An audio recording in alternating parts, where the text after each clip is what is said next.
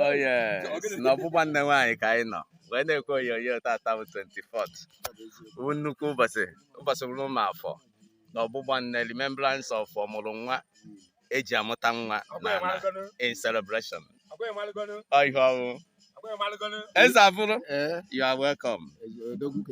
You are welcome. All the way from. Oh no.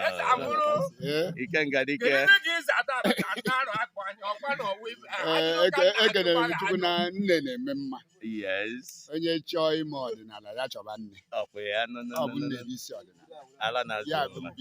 Yes. Yeah, also Nanjadebe.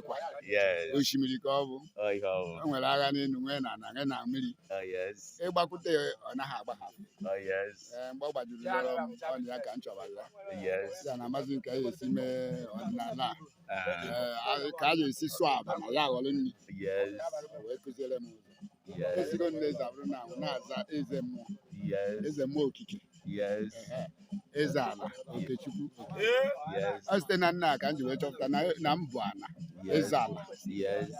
Arubagoni. Ahubakanamozo. Melokanamozo. Yes. Mubono. Yes. Yes. Yes. This name Margolo, Naman on a honey, and don't know Bukesi. They really not digging. Ezafuru, you're welcome. Okay. How about your ukwuakpo? Nekenegi.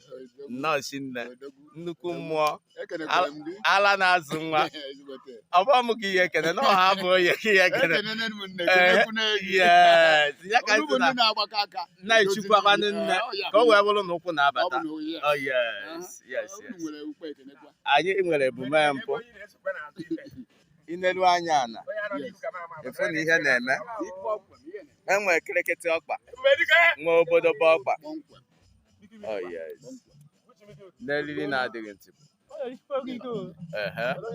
Ọ ihe mmụọ okwu ka mmadụ na-eme. Nke a bụ ọnọdụ ụmụ young youths. The youths enwe in the community. Yes. So anyị nọ na-akparịta ụka na-achịkọta akọ na uche onwe anyị ka anyị ga-esi wee develop our place ka ọ dịrị anyị mma. Nne nwaanyị wee sị anyị nọọ na nne ka a na-arịju agwọ ala na-azụ nwa bụ ya bụ nne nọọ onye chukwa nne o wee bido fụwa ife na mma so onye nwa mere anyị ji wee na yes. Yes. Yes. Yes. Yes. Yes.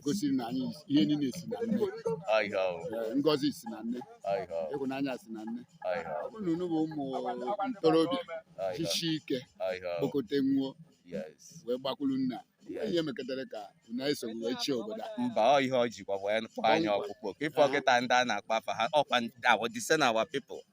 Ọ bụrụ na ụbọchị bụrụ ma gboo onweghị ndị na-eput interest ịbịa closer mana since nji wee nata since nji wee bịa nọrọ ndị ọzọ na-abịakwa na-esonye na-enwezi interest more ka onye a ga-esi jecha obodo oyibo nata na n'eziokwu nke olileanya nọ mmụọ nweghị ka ị ga-anọchigodo ike na ya because na nwa nọ n'ahụ na ya ndị ọzọ ga-esi ekwu before you get to know.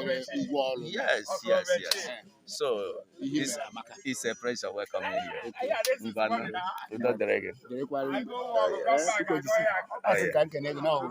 Okay. Oh yes. Thank you. To God be the glory.